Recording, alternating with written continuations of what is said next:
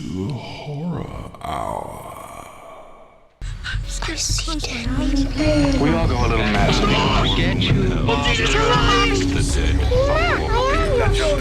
You have Here's Johnny. It's all for you.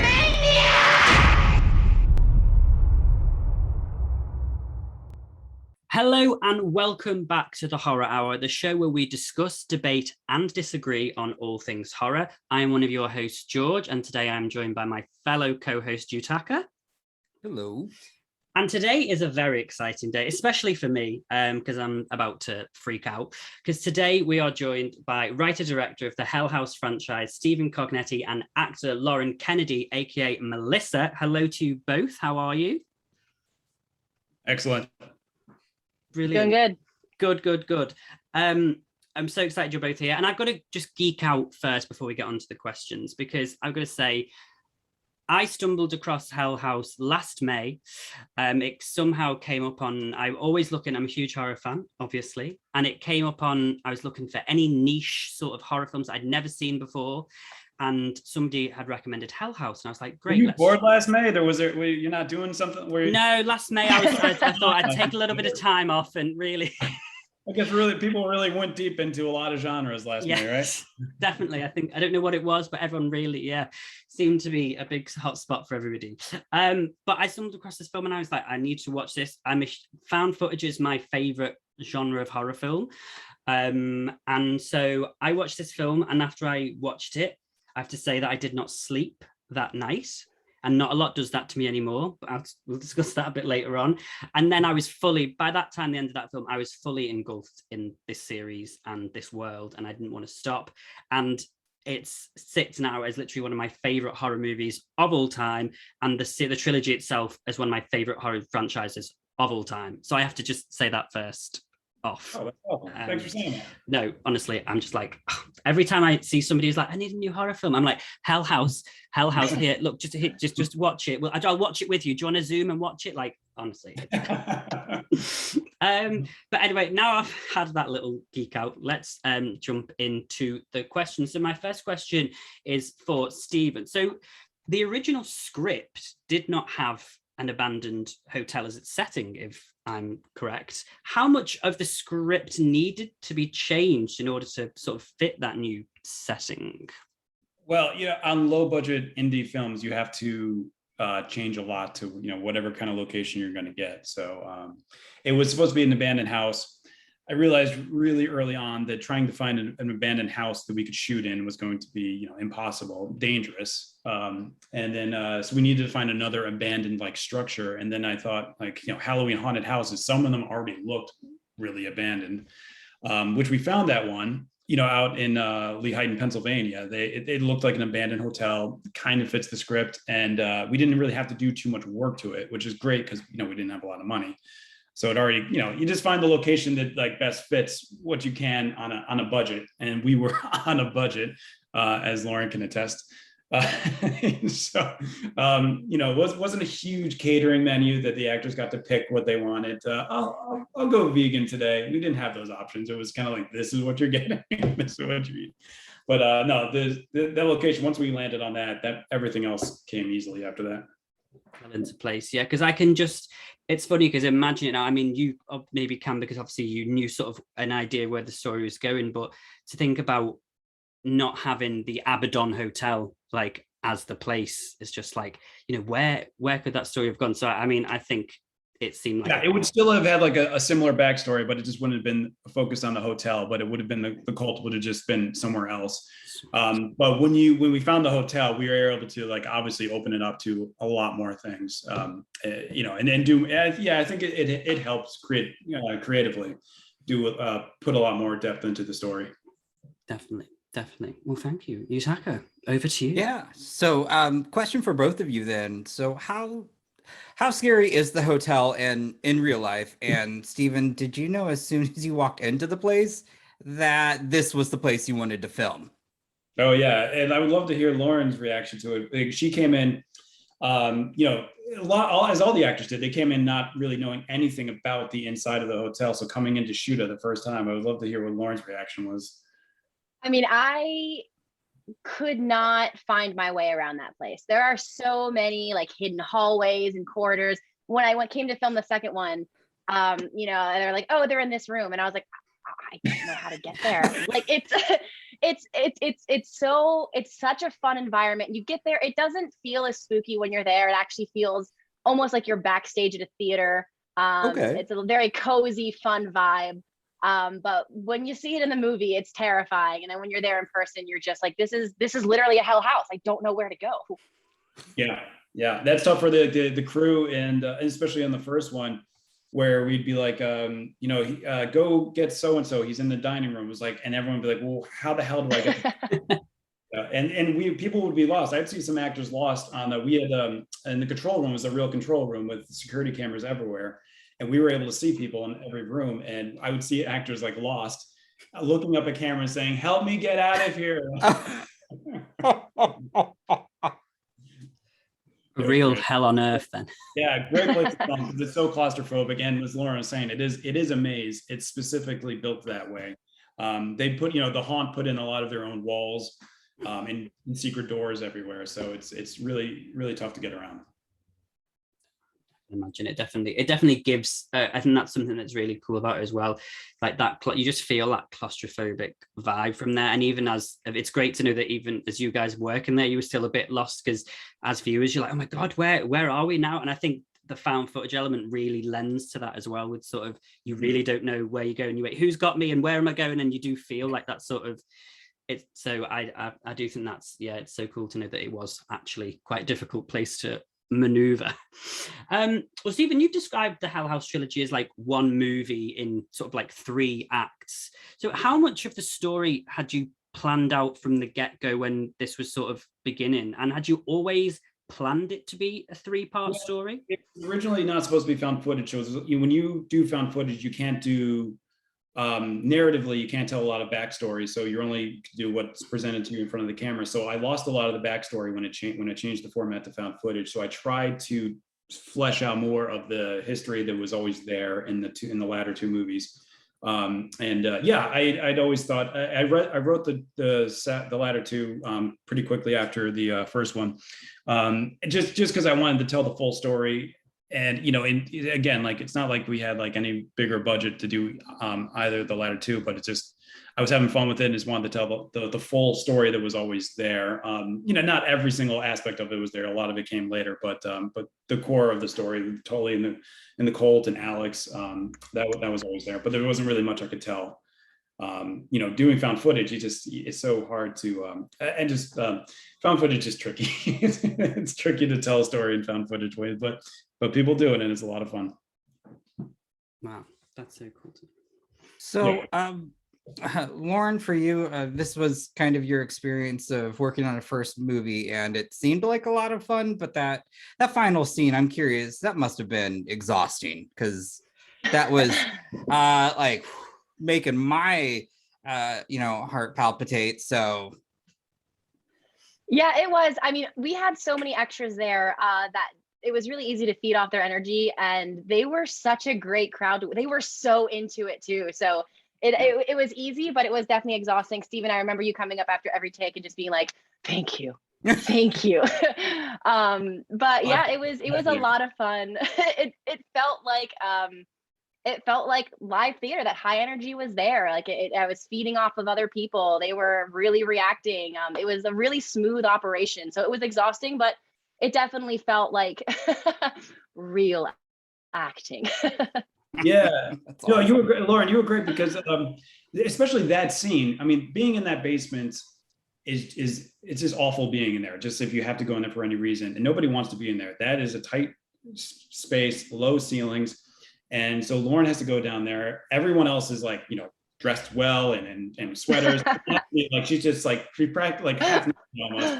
And she has to sit like this for like the entire scene. And she was giving such a great performance, like screaming like bloody murder as she's about to get murdered, because she was. And I was one of the demons. And I would just be like, yeah, going up to be like, that was like amazing take. Thank you. I know this is and she never complained. But yeah, you packed like 20 extra people, 30 extra people down there. It must have been so uncomfortable for you. And I just, to this day, so No, everything you did. not at all. It No? was not. It was really fun. Yeah. I remember one person, one of the extras was like, "Oh my God, she's naked." I just remember like hearing little whispers, and I was like, "Oh." Yeah. No, we're like, no, not fully. It's going to be PG-13, all right? Come on. But no, that scene was fun. And you were like the ties, you were able to like slip out of them, right? Absolutely. The struggle was honestly keeping my hands from falling out. Like Right. the struggle was like making it look like I was chained up.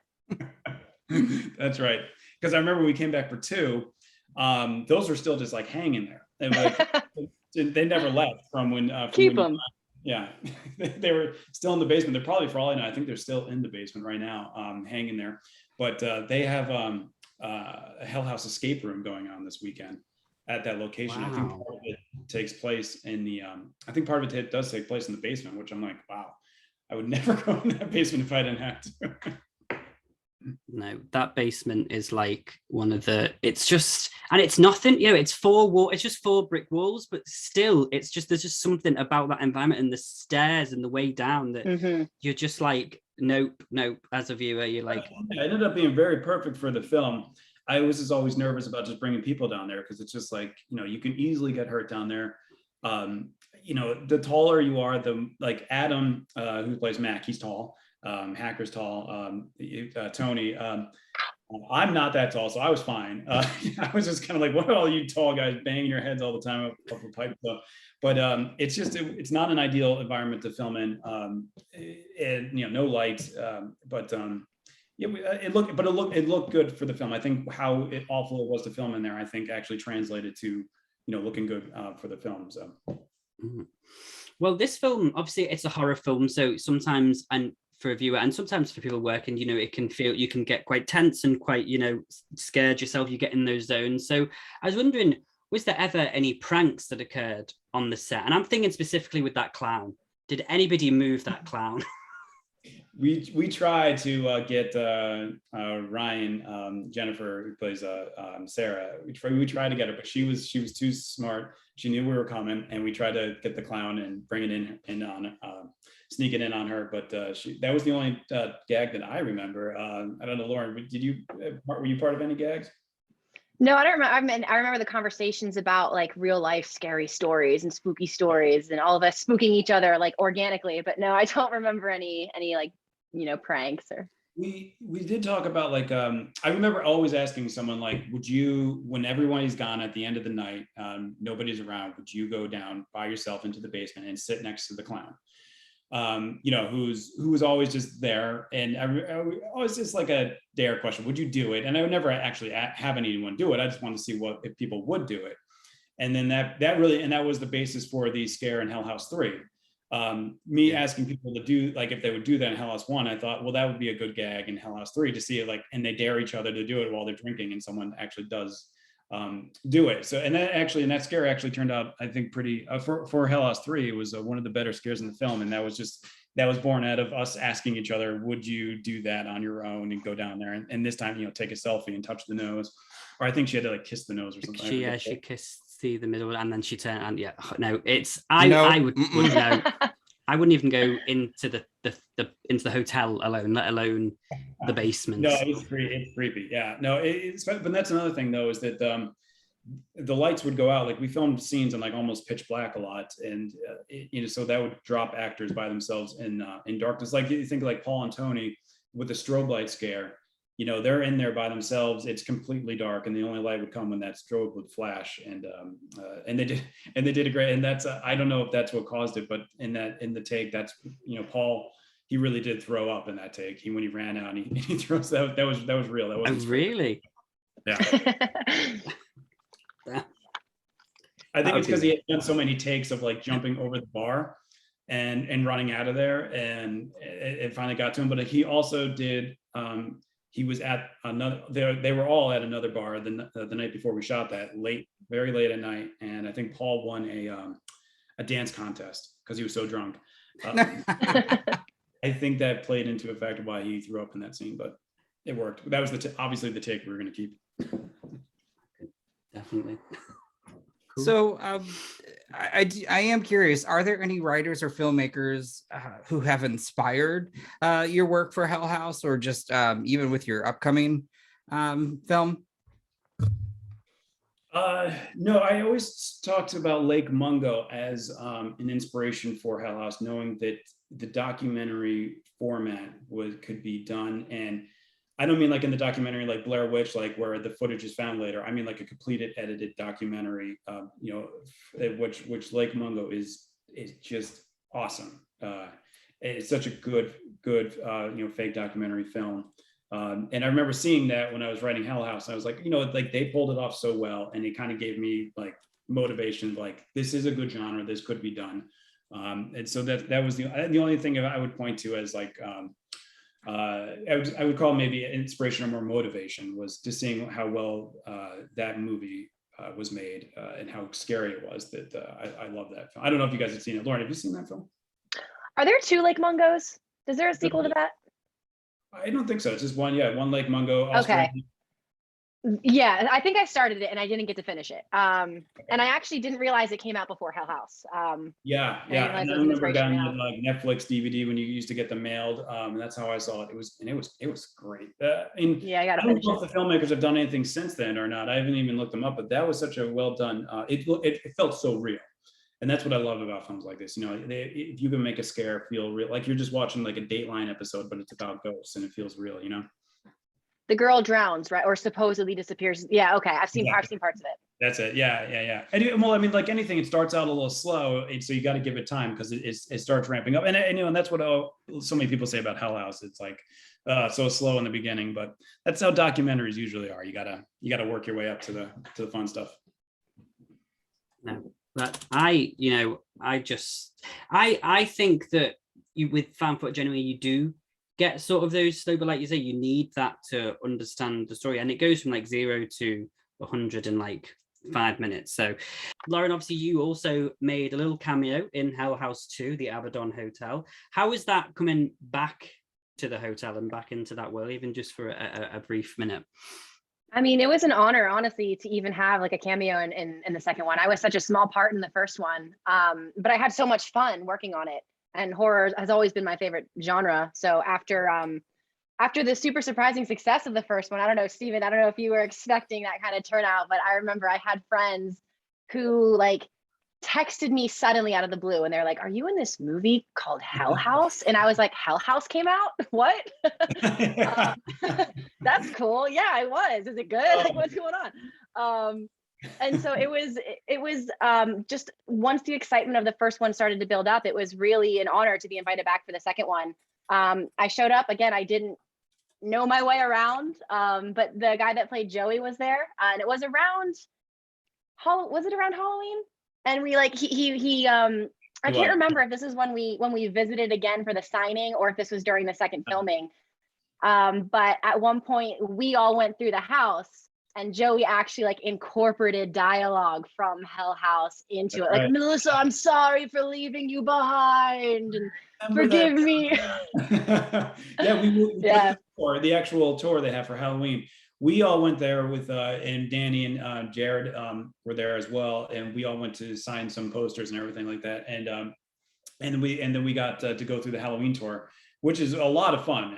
If anybody who's watching this is in the Pennsylvania Eastern area, it's a great haunted house tour. But yeah, you're right. Then we didn't know it, but Joey was working there, and he was on the tour, and he recognized you, and he started saying that was awesome. Hilarious. It honestly just felt like visiting friends that I hadn't seen in a long time. It felt very natural. It was just a great set to be a part of.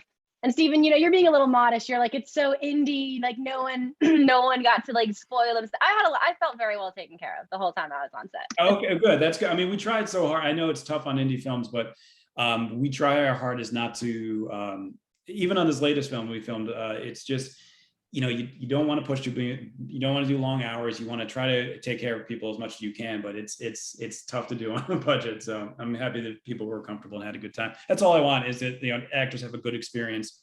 Both actors and crew have a good experience and enjoyed what they did. So, and Lauren, it's so funny. Like I always just want you back, and I always try to get like reasons, like how can we get Lauren back? Like it's like, and I'm just like, why did we kill her? Like she's so great. Like she would have been so much fun. And I actually did write a version of the ending of 3, where when Gabriel, who plays Russell Wynn, when he leaves, when he talks to Alex and all of them, it's kind of like that, you know, the afterlife found footage.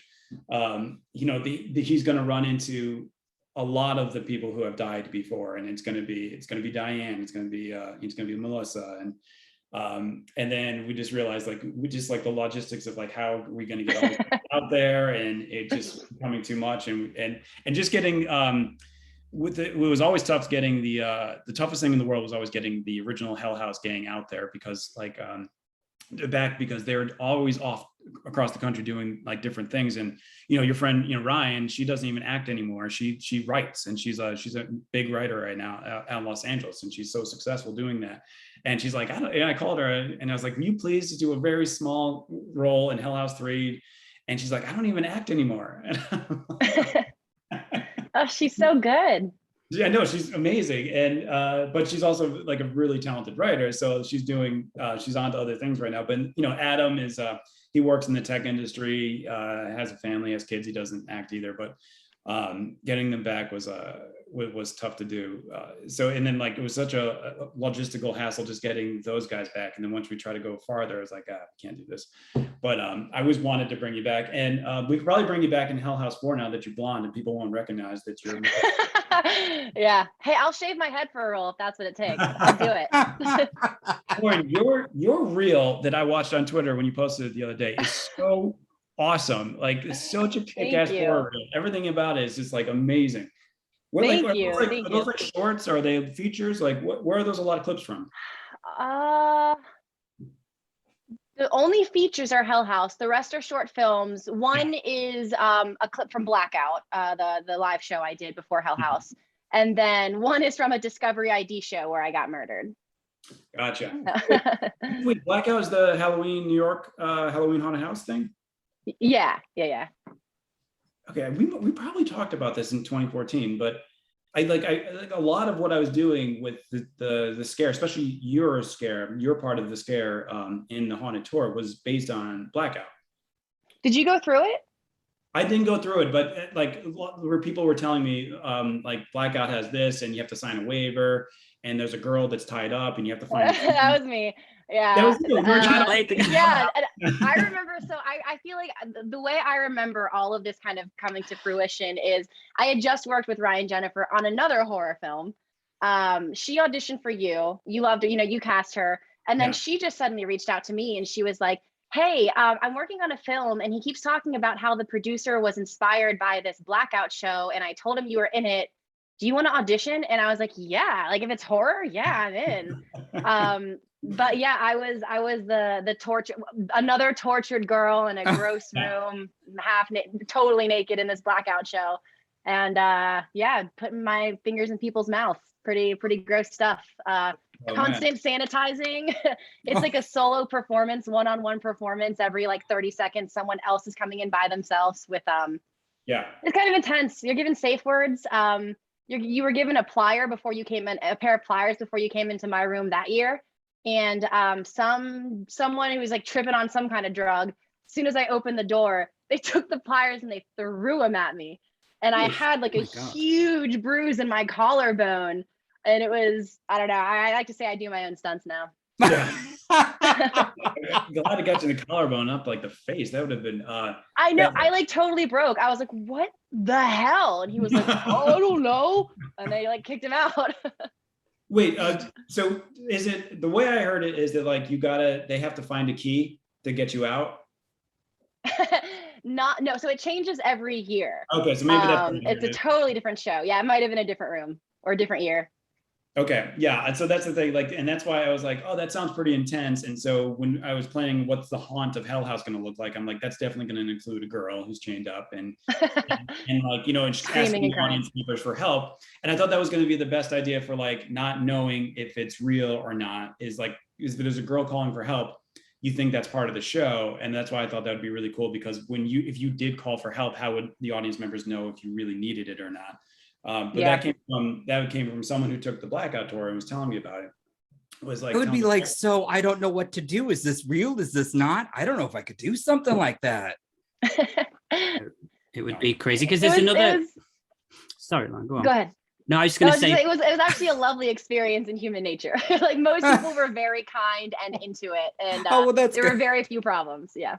Because there is another film that came out a few years ago called Haunt, which is also set in like a haunted thing, and that plays on a lot of things as well, where that you don't.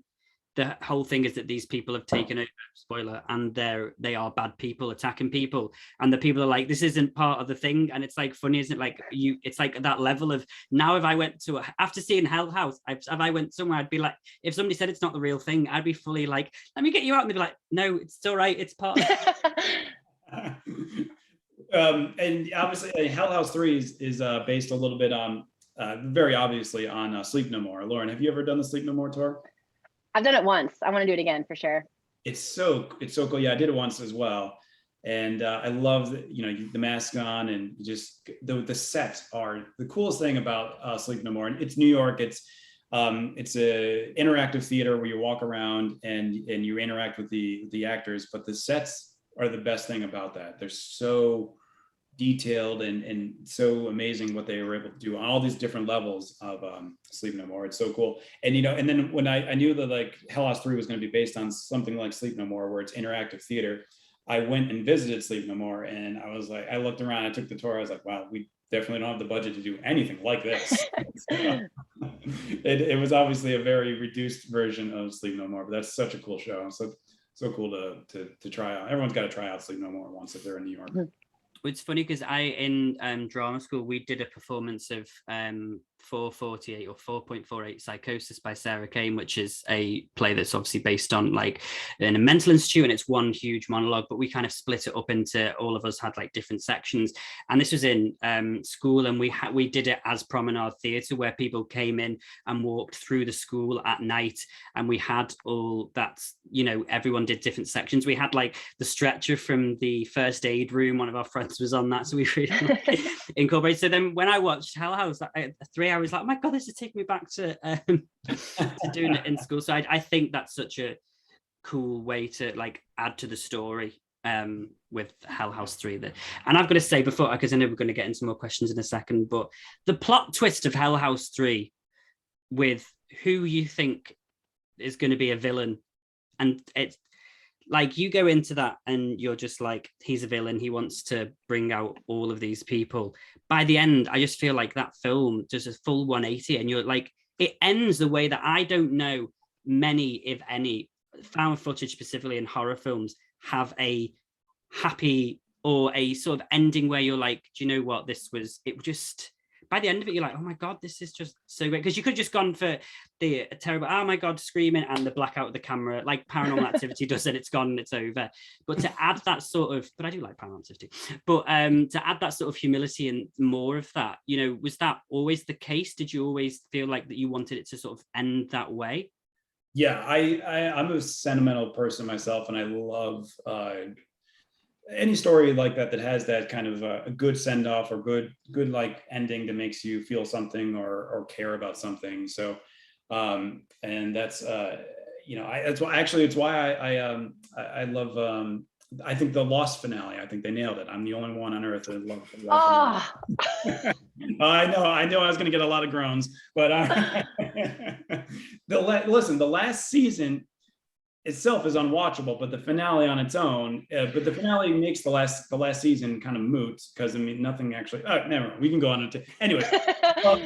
I love that kind of feeling of like a good send off and sentimental, and I always wanted that for the characters, and especially like, and I know the reason why a lot of people like Hell House is because of the characters, and they love that group, and that's a tribute to what they did. They were so amazing at what they did. So I wanted to play into that a little bit and end it and give it something to people that really are invested in Alex, Paul, and all these guys that they get something out of it. And it's not just cut the black on some traumatic event. It's a little something, because people are watching. They've watched 3 movies. They've come a long way. There should be something there at the end. That's the way I always feel about movies in general, and I wanted to do that for Hell House.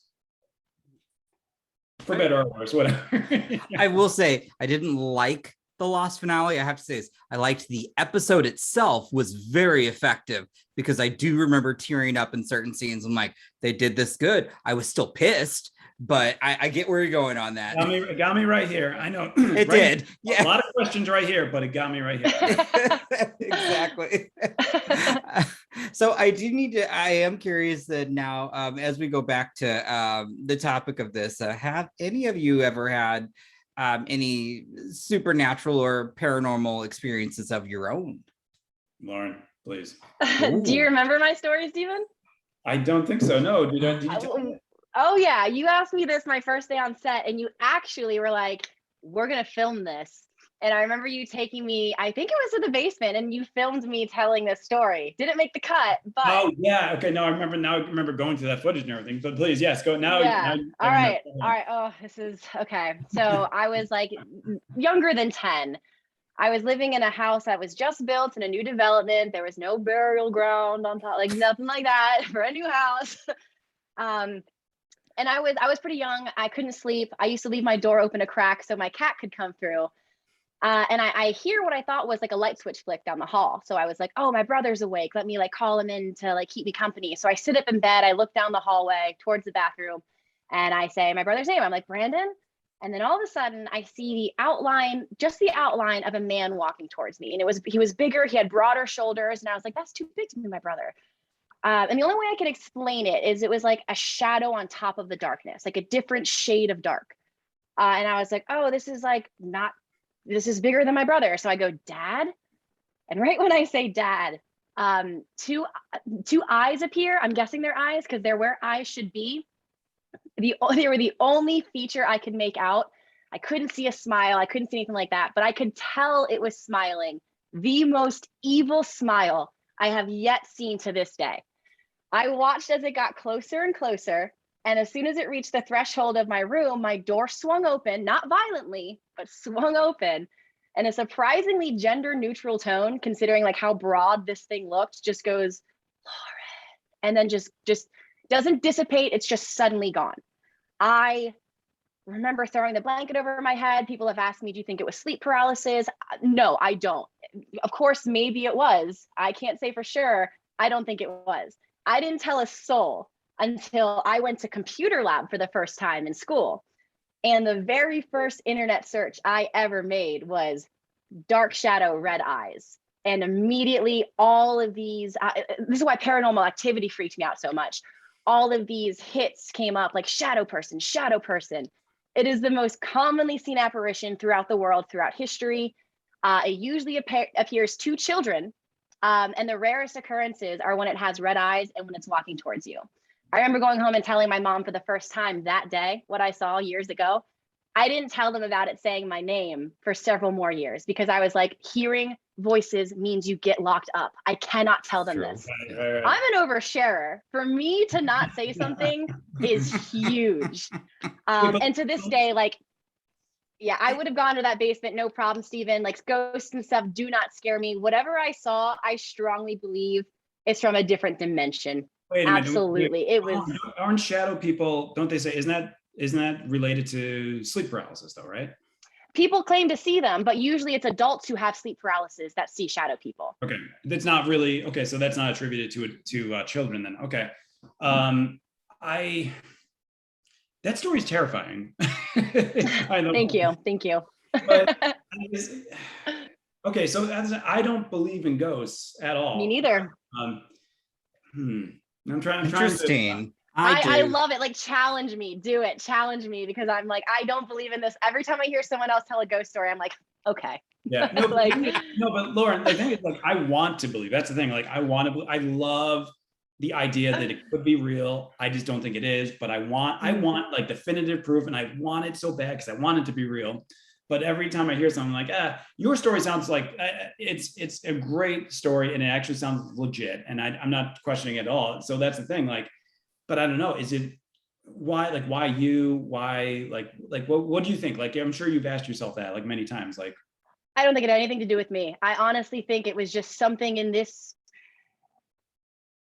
don't even want to say universe or galaxy, because like I said, I really feel like it was some kind of crossing over, and that this thing just feeds off of fear and just seeks the easiest people out. Nothing to do with like, let's get Lauren, or like I want to like this is the kind of person she's gonna. No, I just think that I just happened to be the victim that was there, and it just was a little hungry. Do you believe in like parallel worlds, dimensions, and all that stuff?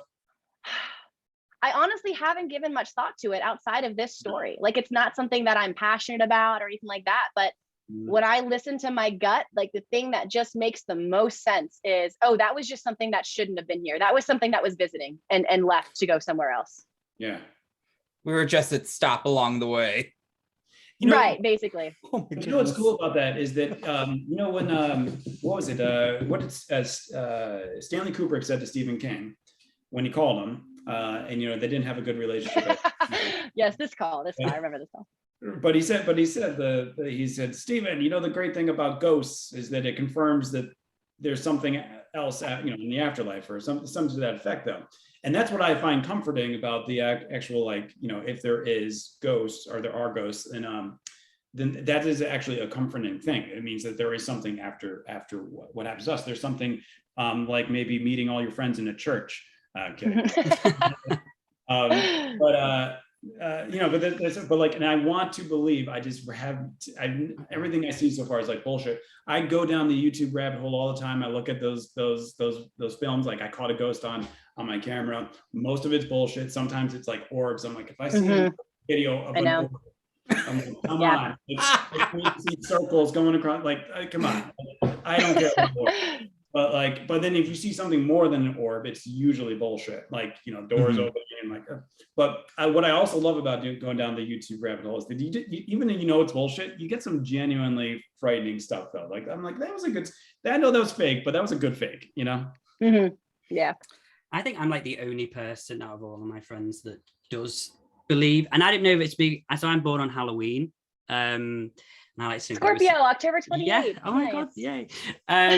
So I personally, and maybe I'm just crazy in the head, but I've had things happen more than once in my life. So I don't know, I'm just more, but then again, I'm also like perceptible to things, not like, I'm not, you know, I'm not a sixth sense, but I mean, like, I'm more like you say, Stephen, I'm like, you know, I'm open to the idea of that. And maybe that just means that my brain is working like more 10 to the dozen. Because I always remember as a child in my first house for at least like 6 months, I remember being woken up every night by someone tapping me on my shoulder, like every night. And I told my mum, and she was like, "You," because she's just she only believes in heaven when our dog died. Do you know what I mean? Like, she's not really, like, it's a comfort thing.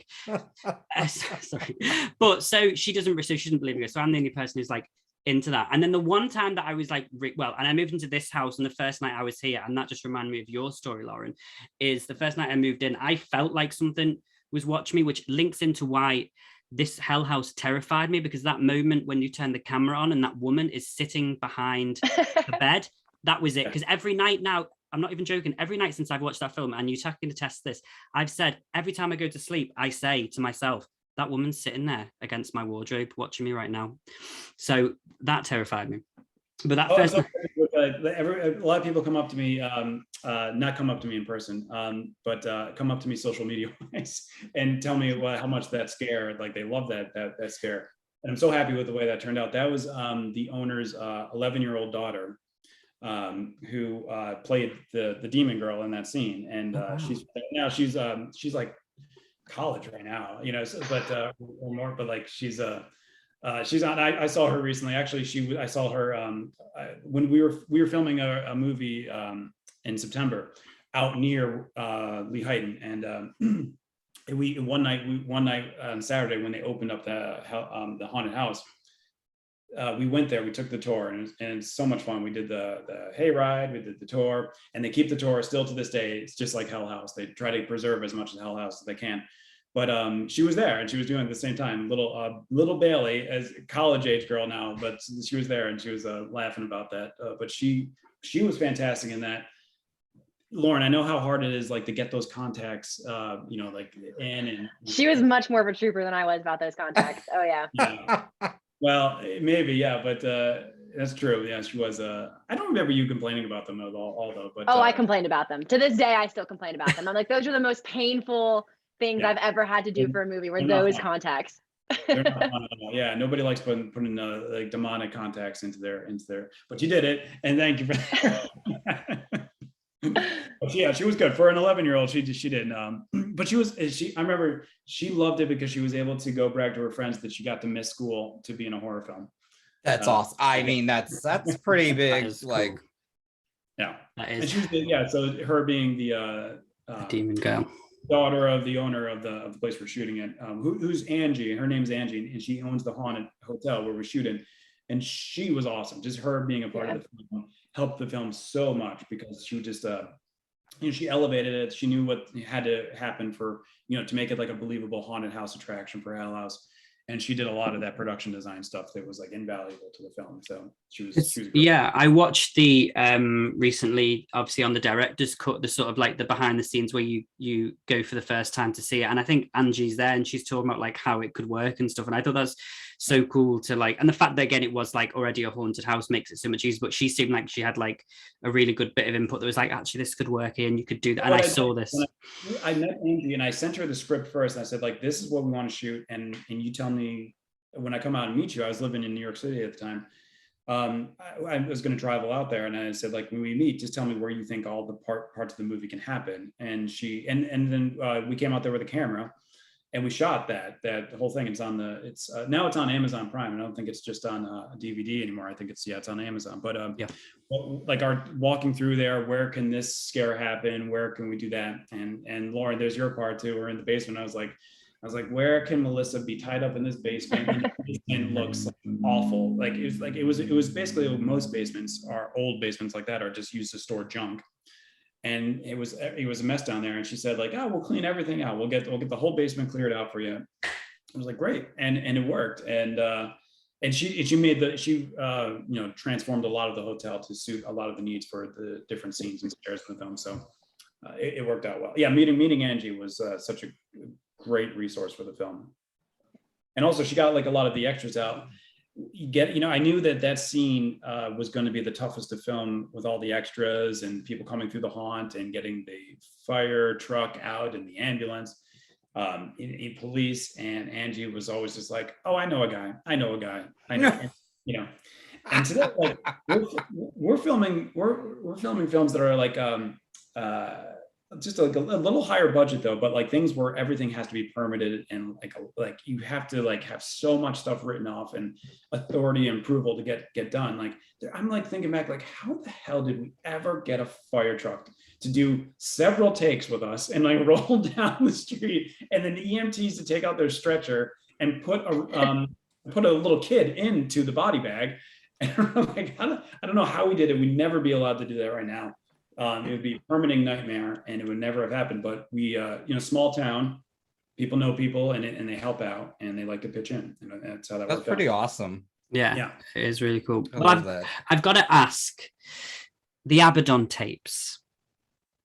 Yeah. When can we expect it? Can you tell us anything about it? Because I'm so excited, because I just literally I could live in this universe forever. So you ever need a British guy to be a person in it, I'm here. No, I something like I wanted to do, and I wrote it into Hell House 3, the idea of it, and then we've just been trying to like pitch it to different places to get it funded, and our distributor Terror Films has been helping with that. And we always thought like maybe like Shudder would be interested in it, but they haven't really given any definitive answer on that. And like, it's been a year now, so I just kind of like, I've moved on. I've written a lot of it. It's ready to go, but I filmed a feature, the non-found footage feature, just in September. And we wrapped that, and now it's something like, I'm looking at these scripts for the Abaddon tapes. I'm like, these are really good, and I want to make them at some point. I just don't know how to. And because they're non-found footage, so it's like it requires a bigger budget. It's not something like where I could just get, a few family members or friends to kick in a little bit of money and make like Hell House. So, but as I'm writing them, Lauren, every time I'm writing in like crafting them. I'm like, now how do we introduce Melissa? How do we get into the, like, how do we bring Melissa? Because a lot of it is prequel stuff, and I want to get into that. And so like I'm still thinking of that. So it's good to know that if we did find a way to get Melissa in there before in the early days, you'd be game for that coming back again. I'd like to know that, because I always fear like, hey, do you want to be in another Hell House movie? People are like, I'm not going back to that fucking hotel ever again. So good to know. Thank you for I'd shave my head if it needed to be someone else. maybe Melissa saw a shadow person, which branded her to the house. I don't know. I know that you reminded me of that story. Now I might just steal it and put it in and I'll give you credit for it. But that might be the way to bring you back into the series. And yes. but no doubt, like Lauren, I'm always looking back because you were so fun to work with. And everything I came away with in 1 and 2 was like, why couldn't I get her a bigger role in this? Like more Melissa, more Lauren, because you're so much fun to work with and you're so talented. So I really hope to do that in the future, get something working with you again. I would love to do that. Well, I mean, when I go to auditions, Hell House is the one thing that people are like, you were in Hell House? And I'm like, yep. It would be an honor to live in that universe, just like you said, George. Go back. But no, I was going to say, Melissa could technically, but you could really turn it on its head. And she could have been the first victim of Tully's cult back in the day. And actually, it was just her ghost coming back to the hotel again. And she ends up down in that basement again. I'm not a writer. He's been thinking this through. Trust me. Stephen, I'll give you my notes. I've got. Let's. I'm only joking, but no, I really do hope that we do get to see a bit more of the Hell House universe. I'm thinking of like a lot of different ways to expand upon the universe, even if we can't go the higher budget route, which is what the Abaddon tapes would be, but other ways to do it. The thing is that like in 3 we burned down the hotel, so it's and in the Abaddon tapes we had a way to tie it all in and then go backwards and go forward. But it's just a higher budget thing. And if we don't get backing, then it can't happen. So I'm thinking of ways like, well, if we go parallel, if we go behind in story-wise, we go backwards or parallel, like, is there a way to do it on a budget? And that's kind of what I'm trying to brainstorm now. And now I have a lot more time to think about that now.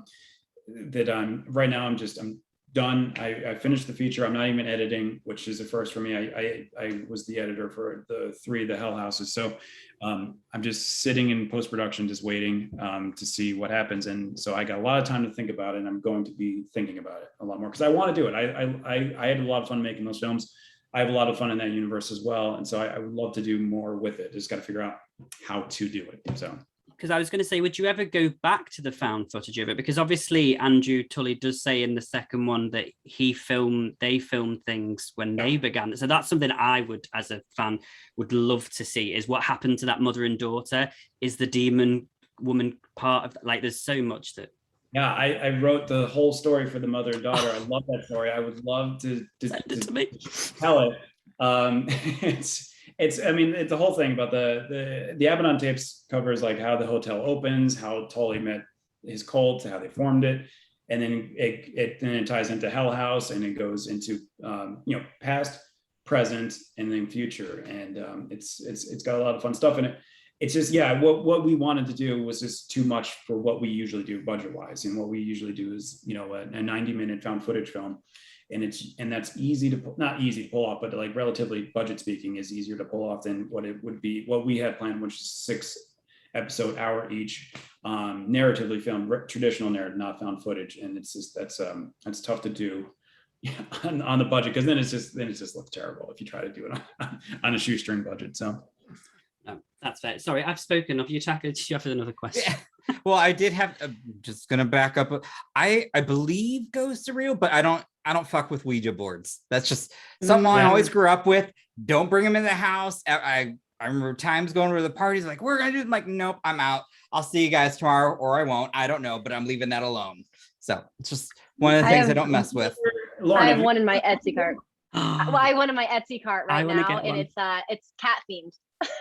There's cats on it, so it's like a cute Ouija board.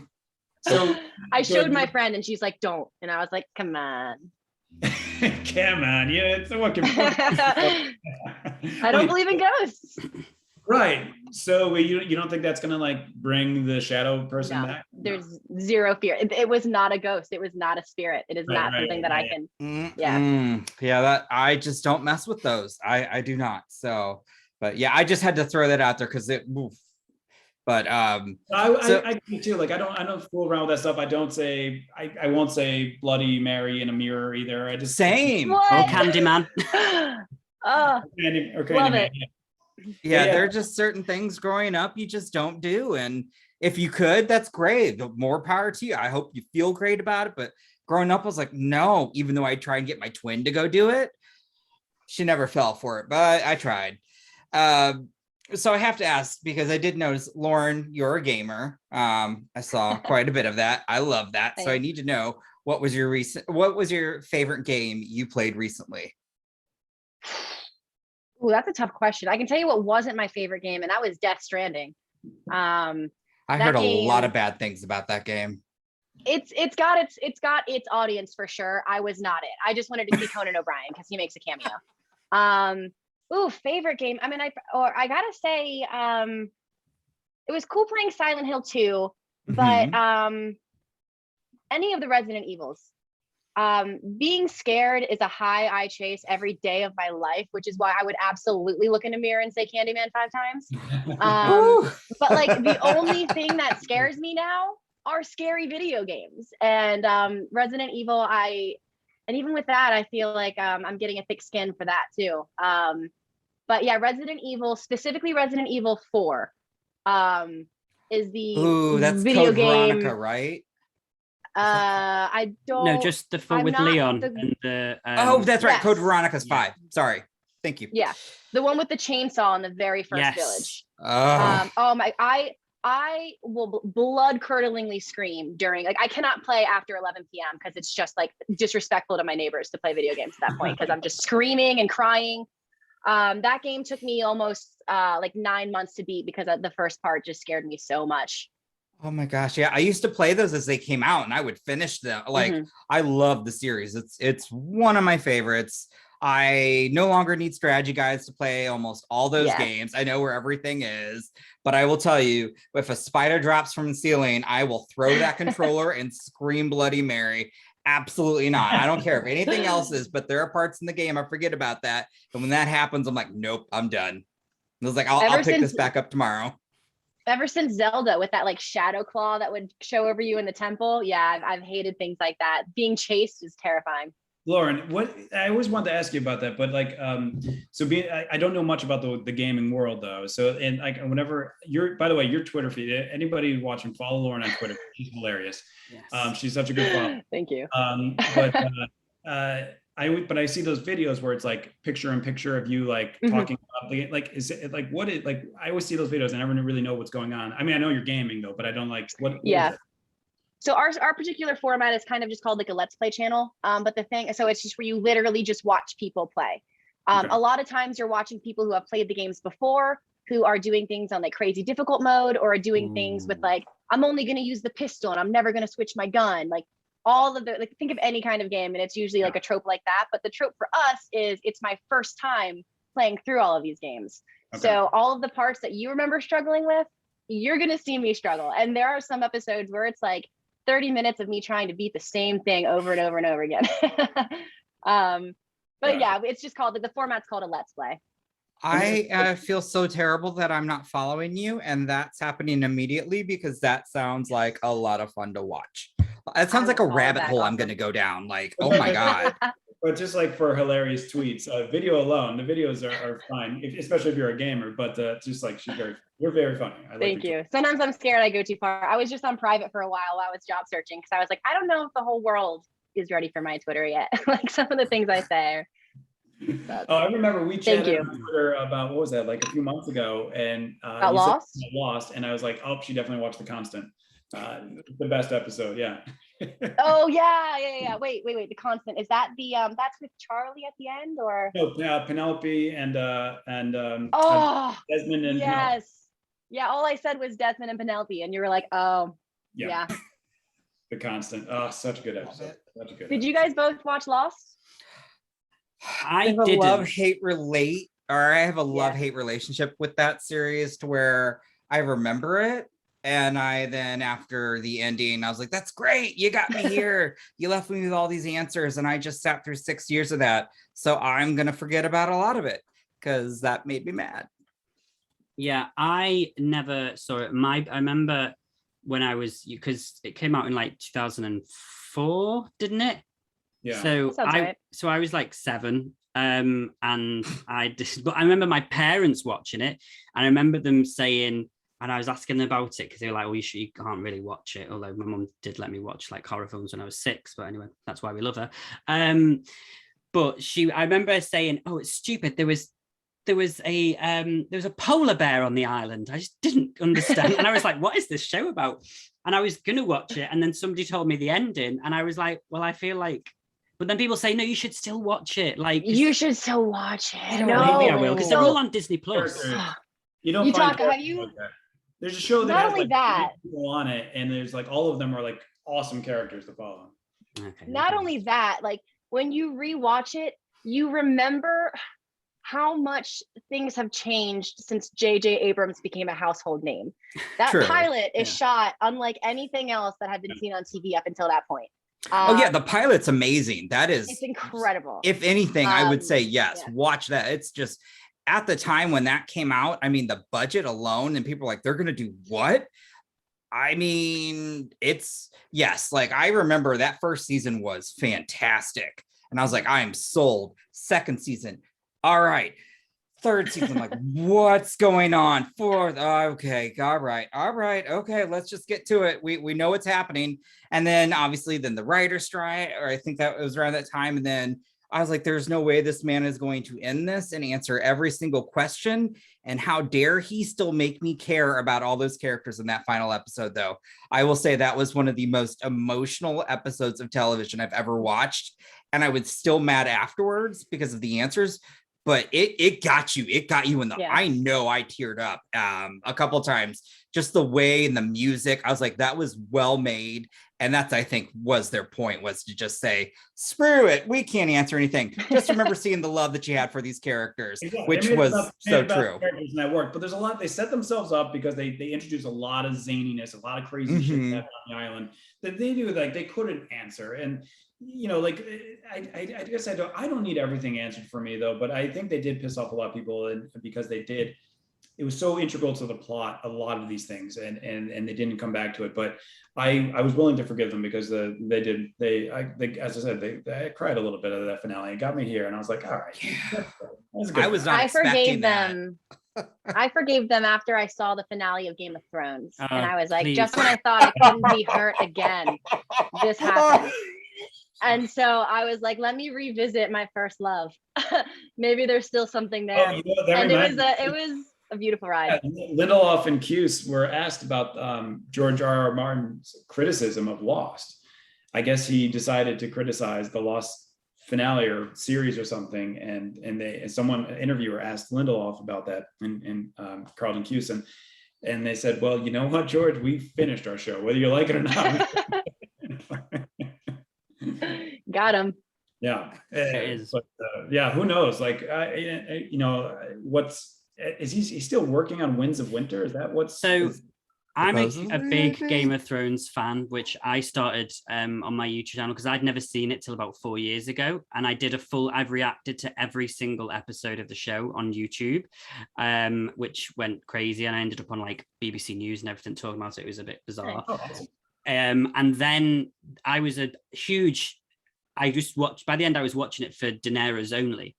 So the finale, while I have no issue with where that character went, and in fact I did believe it was going to go that way, the way that those writers, I hope that neither of you are friends with those people because I hope they never work again. They really, and I understand, look, one of the issues was George R. R. Martin is still writing, there's still 2 books to go, and he hasn't written them. So he told them a variation of the ending that they just whipped up because they wanted to go and do Star Wars, which thankfully they got cut away from. So yeah, I'm hopeful of this new series, House of the Dragon, because that is a finished, completed book that George, and he's the executive producer on it, has done. That will bring back but I mean, I've never seen anything so big drop off the zeitgeist so fast than Game of Thrones did. I mean, that was insane. I've never seen a franchise die so quickly. People just stopped talking about it. Yeah. It was, and it had the potential to like just continue to go on, but it was, whew. Yeah. And the actual ending wasn't even bad. It's just how quickly they took us there. Like, I remember there being like a 4-minute slow-mo shot of Arya watching a horse. And I was like, how about you make that 1 minute and add a 3-minute dialogue scene? That would be cool. Yeah, it wasn't good. Well, that actually, we've got a couple of questions left because I know we're almost finished here. I've taken us on so many tangents, and I apologize.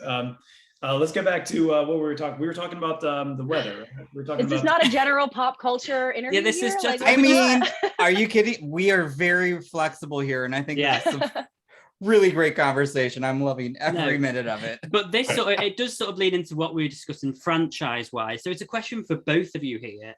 For Lauren first, if you could enter any other horror franchise, which would it be? And Stephen, if you could direct any property or write anything for a horror franchise, what would it be? So Lauren, you first. Tell Easiest question I've ever been asked in my life. Scream, 100%. Yes. Oh my gosh, Ghostface is the hottest killer. He is. He's just that the image of him in the new one where he's just like in the hospital. Oh my god, I'm just like, I've never been so attracted to an evil person before. I was like, you could go ahead. I'll be your first victim. Like, hi. Nice to meet I you. don't want to be Ghostface. I want to be the final. I want to be the Nev Campbell. Oh no, you can make me the Drew Barrymore. They'll remember me at least. I hope. What's his name? He's back. Ghostface. He never went away, Steven. No. I'm sorry. When you say the hottest killer, who is Ghostface? Doesn't matter. Just putting that mask on, doing your thing, doing the Ghostface thing. Oh God, George. No, because when you said hot, I remember the original Ghostface was the guy, the actor was. Yeah, don't care about him without the mask on. No, just this. Because I remember he's a good looking dude, but like they somehow resurrected him back. Okay, Skeet Ulrich. Gotcha. No, I'm pretty sure he's dead. I don't know who it's gonna be, but I can't wait. It's someone you know. It is. No, yeah, that looks fantastic. That's a good one to say. And you went on to be Nev Campbell. Yeah, that makes sense. Final girl. Mm-hmm. Don't want to get killed this time. Yeah. That's fair. That's legitimate. Yeah. Well, technically, you did make it almost to the very end of Hell House. Oh, I'm so glad I died in Hell House. That was cool. That was a great death. I guess and I always say that to people. There's no final anybody in any of the Hell House movies because everybody dies always in the end of those movies. And that's and I do always say that's the easiest way to write a movie. Is just you don't have to really think about it too hard. Just everyone dies. Kill everyone. Yeah. But I would love to make an Exorcist movie. Ooh. My favorite jam of all time, and I love that series. I think what they did with that series, it was short-lived, only had 2 seasons, but it was so well done and so creepy. The show. About the show. Oh my! Yeah, I love you even more. I watched that show religiously. It was so good, and I was so pissed when it got canceled. Yeah. It would only had 2 seasons, right? And it got it's like, but they don't like the networks don't make TV like this. Like it's so good, it's so elevated, so it's actual horror. It was really good. I was sad to see that went, but I hope that translates to something like I know that that franchise is going to be making another feature sometime, and I hope it's. I think I've liked everything they've done since then. I know there's like 1 or 2 Exorcist films like in the early 2000s, late 90s, or something like that, but. And they were great, and I think there's so much there. It doesn't actually have to be Exorcist, but I love that theme, like possession or something from hell, and something. Obviously, I wrote that theme into Hell House a little bit, but I love that theme, and Exorcist to this day I think is the scariest film ever made. I've only watched it once. I don't know if I could ever watch it again. I was 6 when I watched it, so that was probably part of it. And I don't know if I could like. I thought I was going to be all cool because the first horror film I ever watched was Alien. And I'm like, I can do this. This is the greatest. And then I sat down and watched Exorcist and I was like, I made a mistake. Mm-hmm. It's crazy too that you were 6 because like being so young, if you rewatch it, it's 90% medical drama, 10% scares. But the scares are so good that It's weird to think that as a 7-year-old you could have that attention span. I was I couldn't I was so frightened each time in different ways, but like I couldn't take my eyes off the screen. Like I still remember I'm sitting in the living room, lights are off, watching TV, parents in the kitchen cooking chili and rice. I shouldn't be watching this, but I am. And then from there, that's where like my love of horror began. And so I thought I was cool enough to try and do all these other horror films. You know, maybe later in life, I probably should have, you know, worked my way up, but I will eventually watch Exorcist again. I just remember the actual fear. And then of course, I've got my neighbors who are like, you know, that happened in St. Louis. I'm like, no, it didn't. And then I do research. I'm like, oh crap. So we'll see. Exorcist happened in St. Louis? Yeah, that hospital's no longer around. Oh, you talking about 3 or 2 or 3? I think the first one was like what it was, the story it was based on. Ooh, maybe I'll have to do look. Yeah, it's based on a book by. I thought it was in Maryland. Blatty, Richard Blatty. Now I feel terrible. Oh, I feel better that didn't then. I thought it was actually Georgetown, but maybe I'm wrong. No, I think that sounds right. They filmed it in Silver Spring, Maryland, which wasn't too far, but the actual place took place either in Maryland or Virginia. That's what I heard. But I'm sure there's, you know, everyone says that The Shining was also based on this hotel in the States. So it's like, which one? No, that is true. The Stanley. There is a hotel that Stephen King stayed at that inspired The Shining, in out in Colorado, and I forget the name out there. I think it's the Overlook Hotel. Isn't it the Stanley Hotel? The Stanley Hotel. That makes a lot of sense. Yeah. But for the Exorcist, I would say watch it, and then The Exorcist 3 is actually very good film. There's one real good jump scare in Exorcist 3. Everyone knows which one that is, and the nurse walking and the guy you can't forget that.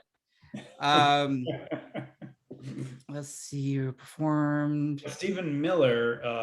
No, is his name Stephen? No, Stephen Miller. That's a guy from. That's a terrible guy. What am I thinking of? Miller. The actor that played the priest in Hell House 1. Anyways, he's a Scranton native, and I'm from Scranton, and I remember that was a big deal. Scranton, Pennsylvania. Something Miller. Anyways, it's not. Again, I'm going on a tangent. Let's focus. Anyways, good stuff. People, a good actor came from Scranton. That's all I can say. See, all the information. Yeah. Sorry, go on, Yutaka. You were going to ask a question as well. Oh no! I was actually still looking. You need to do your homework. I know, but I'm trying to find it too. Actually, yeah. See, this is like important stuff. Were you trying to look up where it was filmed, or where? Not where it was filmed, where it was based off of. So Blatty, I think his name is Richard Blatty, is the author, and I'm pretty sure it takes place in Georgetown, and where they filmed it. Actually, I don't actually know if they filmed in Georgetown, but that is where it's supposed to have taken place. Yeah, spring of 1949. Roland's parents. I don't know if this may be The Exorcist, but there was also a boy too instead of a girl. Yeah, there was one that happened here in St. Louis then in 1949. But it's funny because you type in The Exorcist based on a true story and it comes up St. Louis after it. Ah.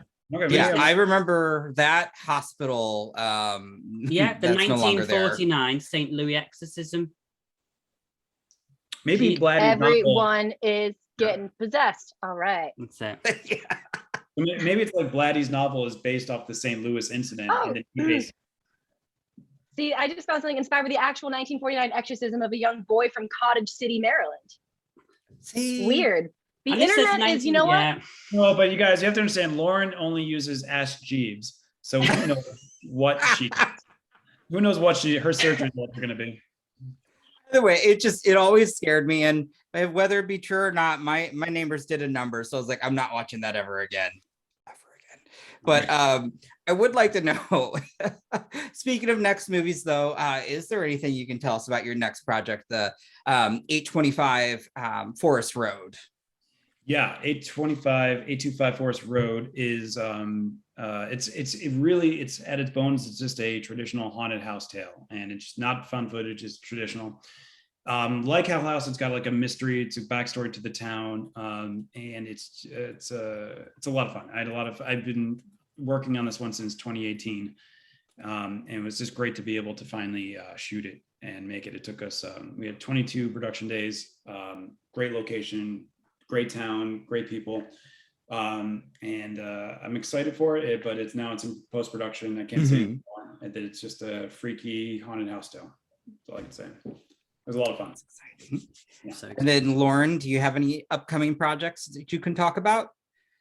I just filmed a feature film at the beginning of August called My Sister's Wedding. Okay. It's like a goofy family comedy. It's in post-production now. This production company usually has a pretty quick turnaround time as far as post-production goes. So I think I heard I was gonna get to see a screening sometime in January. So TBA. Is it horror genre?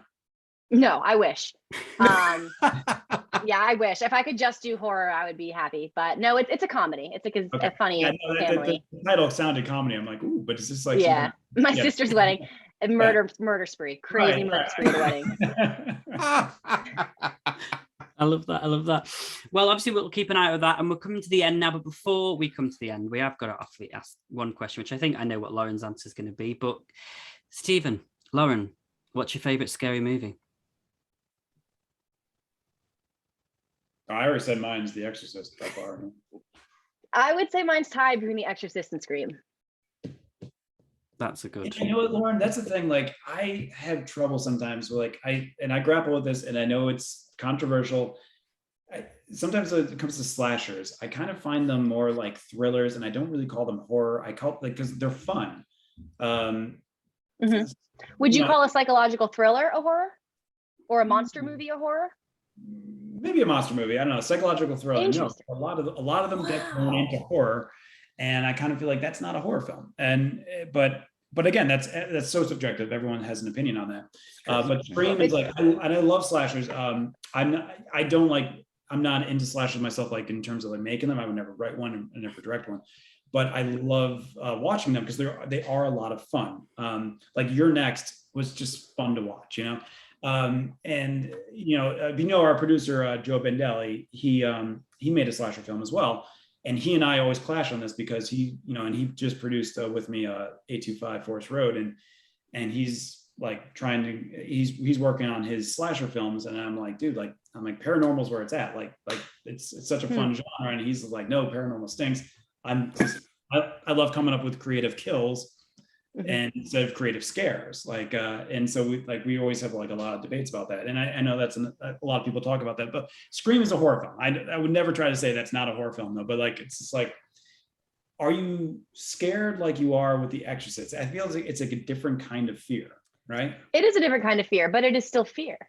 Yeah, because you have some that don't believe in, either religion or possession. So to them, that might not be as scary. But then you've got to think about to where you've got a killer who's still human, but is out there actually just murdering people. So I think you could look at it either way. Like somebody could truly be terrified from that. And I know I was as a kid.